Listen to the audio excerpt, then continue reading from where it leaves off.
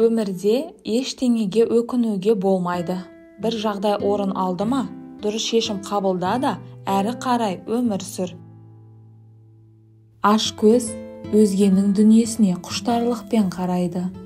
Ал сараң өз дүниесін өзіне қимайды. Мейірі жоқ адамнан маңырап жүрген мал артық. Тәртіпсіз өскен баладан тәртіппен өскен тал артық. Өмір алма-кезек. Кеше ғана сені менсінбеген адам бүгін сенен көмек сұрауы мүмкін. Мені өзгелер бақытты етеді деген ойдан арылмайынша, бақытсыз болғанның үстіне бақытсыз бола түсесіз. Әркімнің бақыты өз қолында. Өзгенің жүрегін жаралайтын адамдардың өзінің де жүрегі жаралы. Ал бақытты адамдар ешкімді ренжіте алмайды. Ойға келмейтін шешімдерді қабылдаған адамдар ғана мүмкін емес нәрселерге қол жеткізе алады. Ешкімге еш нәрсе айтпауды үйреніңіз, сонда бәрі жақсы болады. Нағыз бақыт жүрегіңіздегі тыныштық. Өмірде 3 адамды қатты бағала: сені туғанды, сеннен туылғанды, сен үшін туғанды.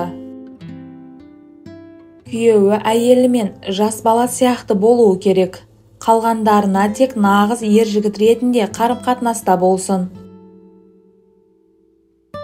Бәрін түсіндіруге болады, бірақ бәріне емес. Жұлынған гүл сыйлануы тиіс. Жазыла бастаған өлең аяқталуы. Ал сүйікті әйеліңді бақытты. Олай болмаса, әлің жетпес тірлікті бастамауың керек.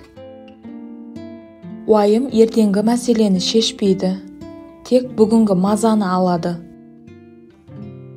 Мені адамның кедейлігі емес, оның ойы мен жанының кедейлігі қынжылтады. Әрекет етпей, арманға жетуді ойлау, егін екпей, оны жинаумен тең. Өмірде дана секілді өмір сүргің келсе, 2 басты қағиданы жаттап ал. Әр нәрсені жегенше, аш қалғаның дұрыс.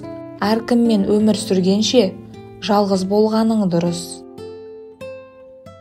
Жұрттың бәріне бірдей дос боламын дегендер, ешкімге де дос бола алмайды. Бөтенге шексіз сеніп қалудан сақтан.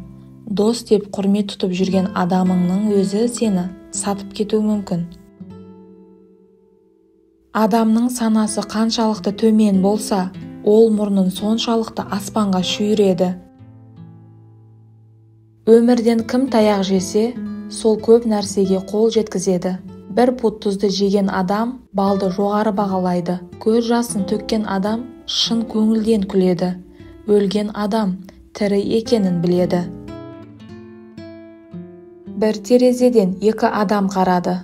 Біреуі жаңбыр мен балшықты көрді, екіншісі жасыл лигатура жапырақтары мен көктем және аспанды көрді.